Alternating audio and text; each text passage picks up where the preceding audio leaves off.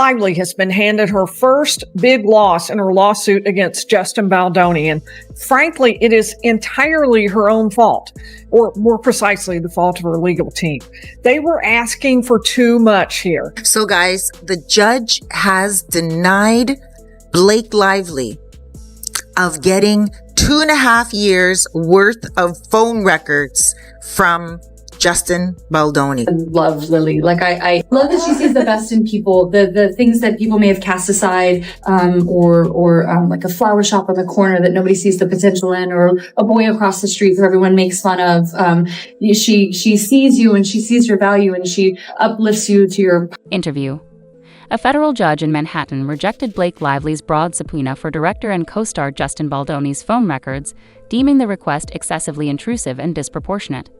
Blake Lively is well known for her roles in movies such as A Simple Favor and The Age of Adeline. Reaching, and frankly, it was a shocking amount of overreach. I called it out in our last video, and it wasn't even all that close.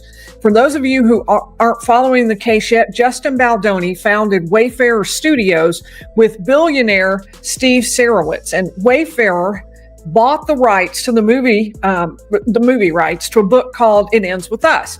Now, Baldoni was a director, and he also played the lead role opposite co-star Blake Lively.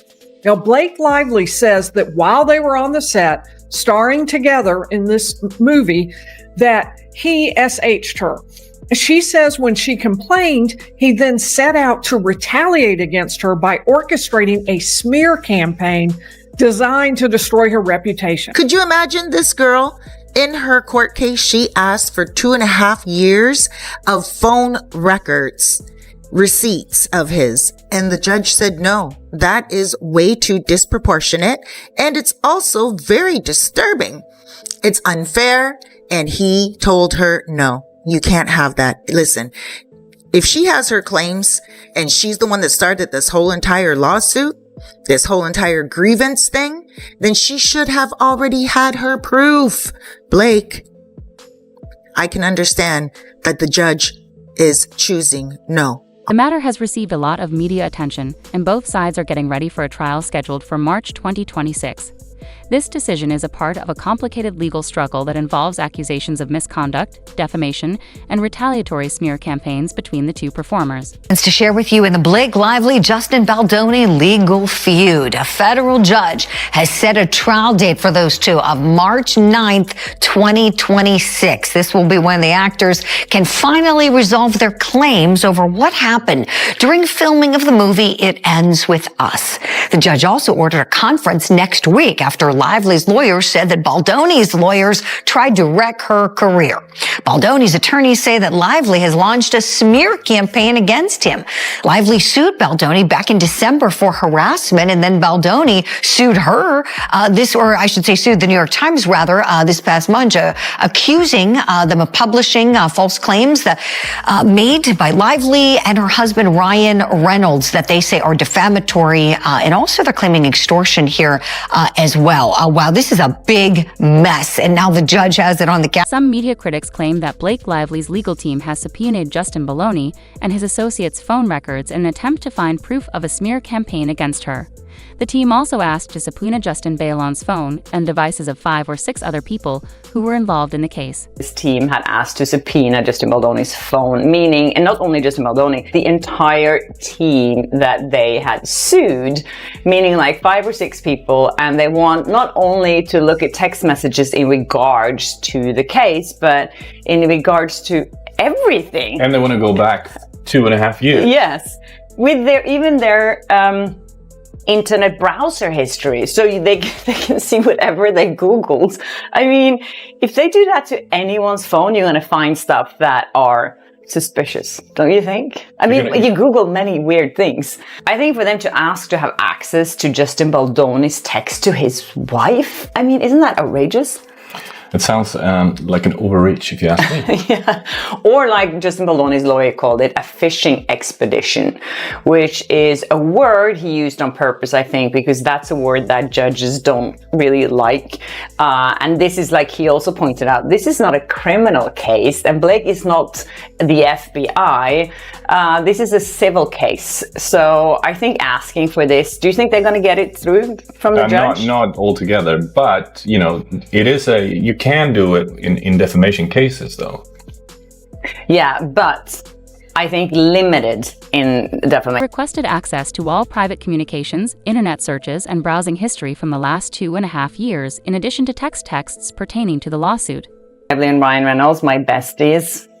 Do you think that Ryan Reynolds and Blake Lively had anything to do with it? This is what Justin Baldoni's team is saying, right? They're saying that Ryan Reynolds pressured WME to fire Baldoni. Yeah. And of course, that has been denied by WME. But why then did they fire Baldoni? There are more quotes though out there, and he's saying that I am the man that did it. What did he say? I'm a ride or die guy. Yeah. So he takes credit for firing him, and then he's making fun of his last name by calling him Bologna or something like that. Yeah, Bologna. And then he corrects himself and says Baldoni. Whatever his name is. Yeah. And that's someone they represented for more than 5 years. This request includes text messages in addition to phone logs. Browser information and search histories on the internet. The subpoenas target a number of people connected to Baldini in an effort to find proof that Lively's allegations of a planned smear campaign against her are true. The tea is flowing in the Justin Baldoni, Blake Lively case involving Taylor Swift and Brian Friedman and all the characters that are involved. And the cross-fighting here in the legal documents is absolutely insane. Justin responds to subpoena, say, hey, this is a massive fishing expedition. It goes back and forth, and that's where we land on the actual documents that we're about to share with you. Umbrella Guy, friend of the program, says Blake Lively wants 2.5 years of Justin Baldoni, calls, texts, real-time location. Watch. It's all because she's attempting further character assassination since her Me Too claims didn't end him. Now, as we know, she claims he harassed her, SH, right? And that's really the big story. But she's also going to claim that he was part of a smear campaign. He's going to argue that was in retaliation. We were just planning a retaliation if you were going to... Lively played the lead opposite Phony, who also directed the film. The controversy started during the filming of the movie adaptation of Colleen Hoover's novel, It Ends With Us. Although it received mixed reviews, the August 2024 release was a box office success, earning $351 million worldwide on a $25 million budget. It's for, 20 years now. And it's one of those films that you really feel how special it is. That speaks to Colleen's work. Like with the source material that we had a book that there was a story and emotional journey that resonated with so many people. So it was our responsibility not to screw it up. Yeah, it was just such a beautiful experience, and I couldn't be. However, behind the scenes tensions increased in December 2024 when Lively sued Ballany and his production company Wayfar Studios, alleging misconduct and intimidation.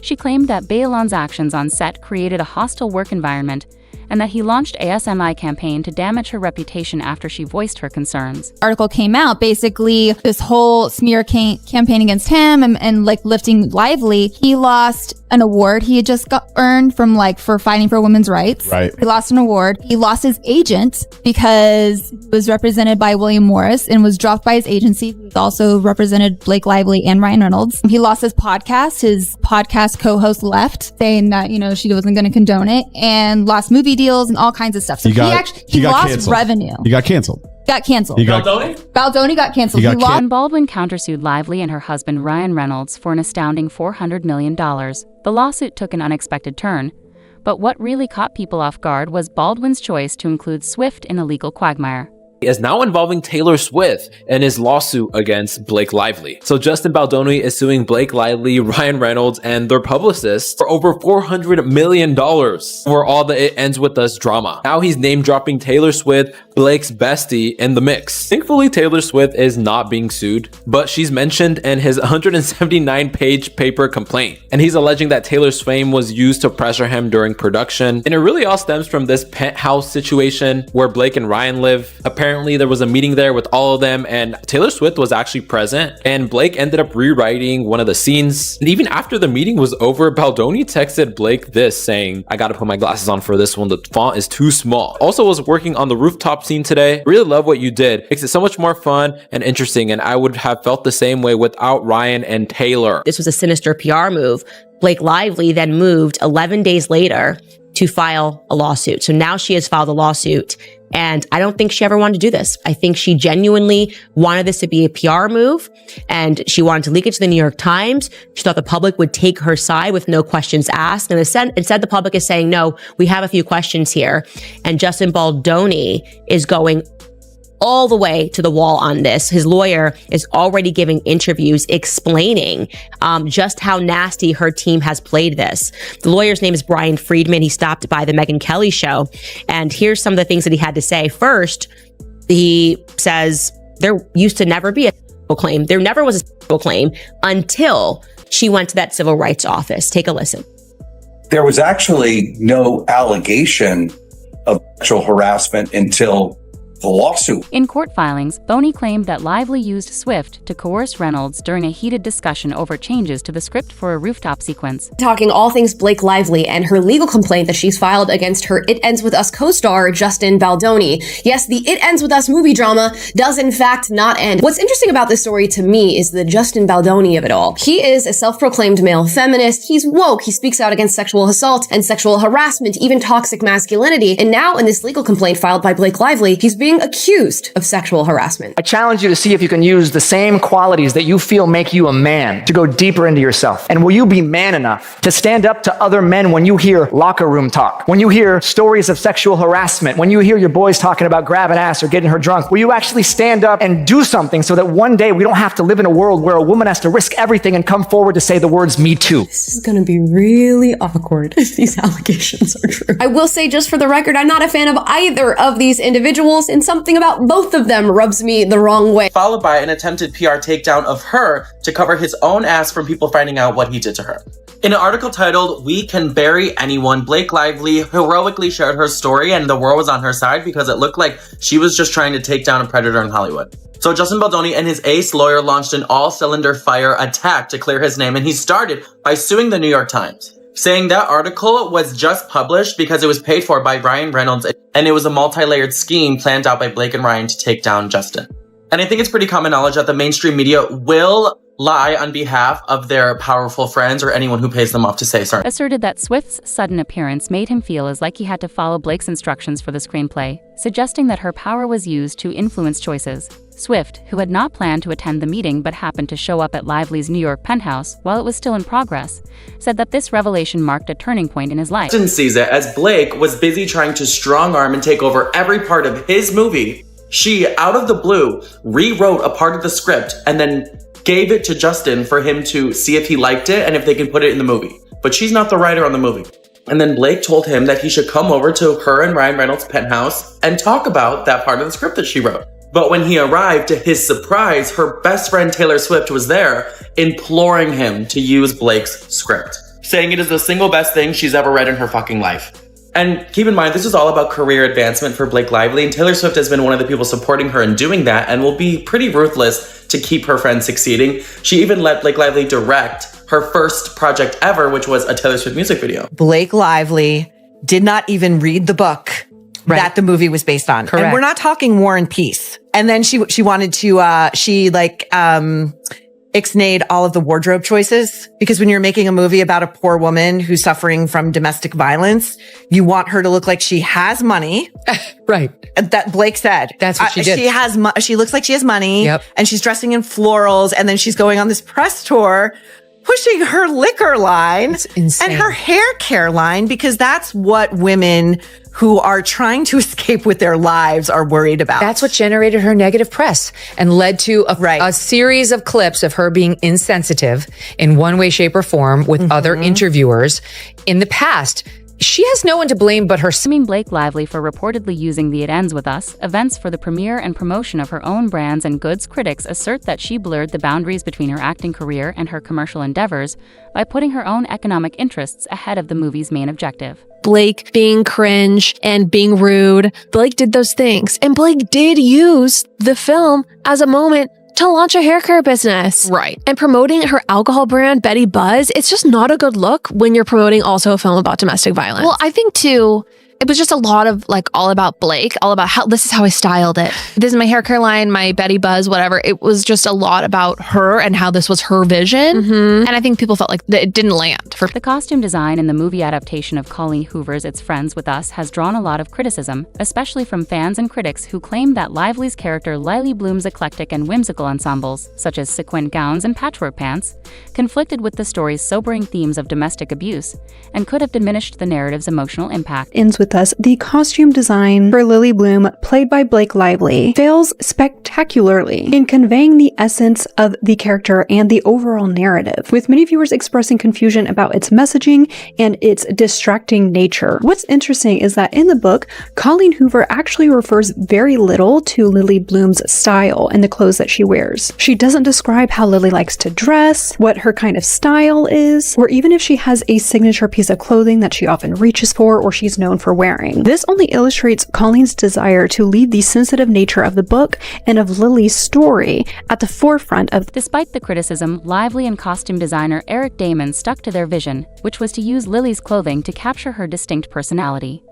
Author Colleen Hoover and director Justin Balleny addressed the topic, advising viewers to wait to pass judgment until they've seen the complete movie. The reason why Blake Lively's disastrous attempt at costume design failed miserably for It Ends With Us is because in all of the scenes, she wore crispy, brand spanking new shoes. Let me show you.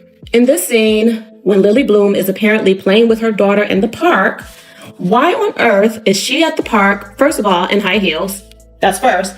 Second, in brand new boots. There's not one scuff on these red boots. In what alternate universe does a mom play with her daughter in the park in brand new heels? This is so unrealistic, it's not even funny. I'm gonna tell you what we do as costume designers to make this scene look more realistic. Again, look at how clean these boots are. She's supposed to be a florist. You would assume she's walking through dirty floors, she's on her feet all day. Your shoes would be dirty. You wouldn't have on heels, that's first and foremost, but your shoes would also be. The clothing design for Lively's character Lily Bloom in the movie adaptation was greatly influenced by her, and we worked closely with costume designer Eric Damon to create it.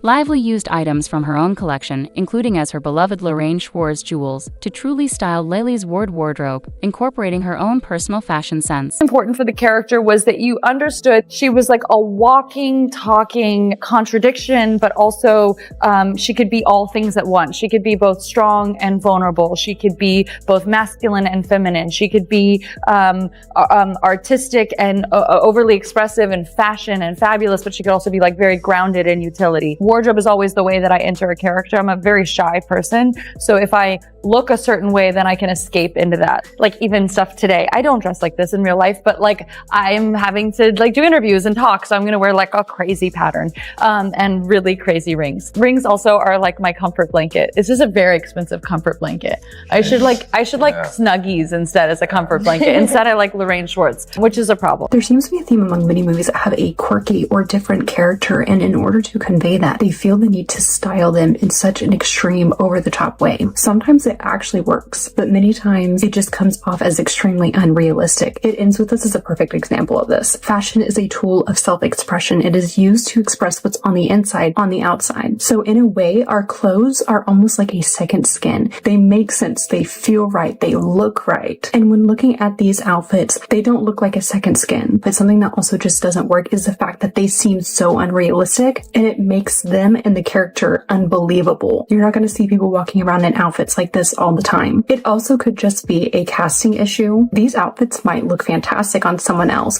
but on Blake Lively, it doesn't look like Lily Bloom. It looks like Blake Lively dressed in unflattering clothes that don't match her personality. However, many fans of the book are saying that these outfits just don't match Lily's character. However, Lively's extensive influence over wardrobe choices caused serious financial issues. Her outfit demands, according to co-star and director Justin Baldoni, increased the film's budget by $430,000, from the initial $185,000 to $615,000. According to Baldoni, Lively insisted on having her entire wardrobe redone, focusing on expensive items that went against Lily's representation as a small business owner. Made a massive mistake when she attempted to take over the role as costume designer for Lily Bloom for It Ends With Us. Aside from the wardrobe just completely being wrong for the character, she forgot to build the character arc for Lily Bloom. What do I mean by character arc? The character arc is when you establish the character's emotions through different phases of their life. So Lily Bloom has 3 distinct phases: before Ryle, during Ryle, when the DV is occurring, after Ryle. But Lily's wardrobe was the same note throughout the film, with no ups and downs and emotions, which is why the viewers never connected. So I'm going to show you what I would have done to establish the character arc. I'm also going to explain the importance of using color theory to tell a story through wardrobe. Here are the 10 mistakes Blake Lively made when trying to design her own character for Lily Bloom for It Ends With Us. And every time I think I'm done talking about this, I find something else. Okay, so here we go. And I'm just going to run through the list, but for the full video, go to my YT page. Number 1, which should be so obvious, is that I don't think she read the book, allegedly. Because if she had read the book, she would know what Lily Bloom should wear in the movie, and it would have looked a whole lot better than what it did. Number 2 is not building a character arc. Now, I know she's not a costume designer, so she wouldn't know how to build a character arc, but what should have happened is there should have been a clear differentiation from the 3 acts and the 3 characters of Lily Bloom, and it should have been visible through the wardrobe. Number 3 is wearing all new clothes for the film. That's just not realistic. No one would do that. 4 is wearing high heels, especially to the park. 5 are those crazy double pants that she wore all the time. I don't know what was up with the... Blake Lively has been charged with trying to take over the project. In his 30-year experience, Brian Friedman, Justin Baldwin's lawyer, said he has never witnessed Lively's alleged conduct before. He claims that Lively's attempts to control the film's development are both unprecedented and deceptive. Time progressed in this film. She decided that she wanted to be a producer. She started to make edits. She wanted to be part of the editing team. There were people hired, like human beings actually hired to do the editing job, who had done work as editors. She wanted to be part of that team. The next thing you know, she took over the editing. She started making threats that she wouldn't promote the movie, that she wanted to be in control of marketing of the movie, that she would do nothing in terms of promotion unless she was. However, according to insiders, Lively allegedly leaked the names of 2 actresses she claimed had problems with baloney, only for sources to later reject the claims as untrue. Lively also reportedly claimed in her complaint that several women voiced concerns about the actor's behavior on set, adding to the already escalating controversy surrounding the actor. Amended complaint that is 141 pages long. She added 48 pages to her initial complaint that she first filed back in December. The big bombshell here, according to Blake Lively, is that there were other women on the set who were also made to feel uncomfortable by Baldoni's alleged behavior. Blake Lively claims in this new updated complaint that another female co-star who is unnamed in this complaint, that she actually reported this behavior to Sony, which was the distributor behind this film. Now, I have reached out to Baldoni's team. We have not heard back, but you see there that they say that he did not hold himself accountable after this was reported, and instead that he used a louder voice, it goes on to say, to silence Blake Lively and anyone else who... What do you think of Blake Lively and Justin Baldwini's ongoing court battle? Please share your thoughts in the comments section below.